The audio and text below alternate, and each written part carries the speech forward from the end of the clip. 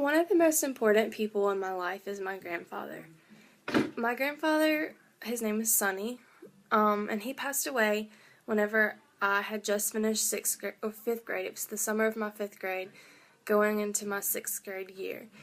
And we were in Banner Elk, North Carolina on vacation in the mountains like we did every year, and he had a stroke in his brain and he went to the hospital and he passed away.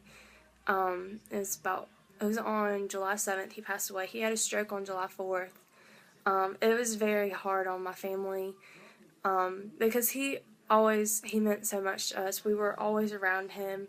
He was literally my best friend, and it broke my heart that was the time that he passed away, because he didn't get to see me go through middle school. He didn't get to see me start wearing makeup. He didn't get to see me go to high school, have my first boyfriend. You know, all those simple things that you would think wouldn't affect you that much. But it really upset me that he couldn't be there with me for all those things.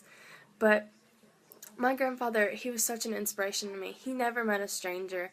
I specifically remember one summer we were in the mountains in Banner Elk, and or maybe it was in the winter. We went during the summer and the winter, but we were there one time and we were playing outside, and my grandfather had polio when he was young, so he couldn't walk very well. So he had his little walker, and he was standing by a car, and there was this family from somewhere in South Carolina, and he just started talking to them, never met them before, just started having a full conversation with him.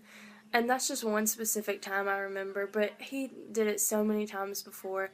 I can't even count how many times he did that. And my grandfather always did everything that he could for anybody that he was around. Even though he was disabled and couldn't walk as well as most other people could, he would do anything he can to help somebody.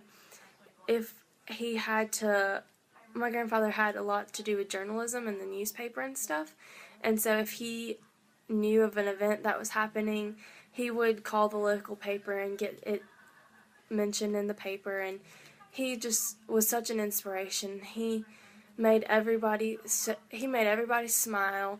I remember specifically whenever I would jump in the pool during the summertime, he'd be like, "Tutti frutti, ah Rudy," and I would jump in the pool, and it was just the best. And then he'd be a wop bop a doop bop a wop shamboo, and then I would jump in the pool, and I know that sounds really tacky and weird and strange, but just simple things like that are what I remember about my grandfather. And he was just such an inspiration to me, and he taught me to never give up. Even though he was disabled and couldn't do so much stuff, he tried his hardest to do what he could. He loved baseball, absolutely loved baseball, loved the Red Sox, loved watching them on TV.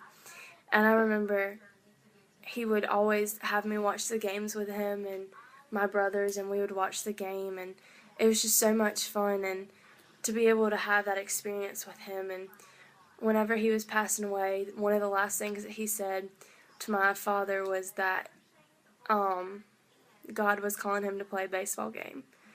And he just mentioned that morning right after his stroke.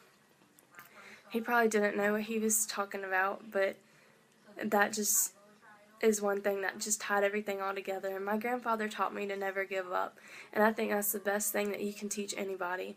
And I always want to be an inspiration to people. I want people to watch me and achieve my dreams and know that I never gave up and get that for me. And that's just what I want to do with my life.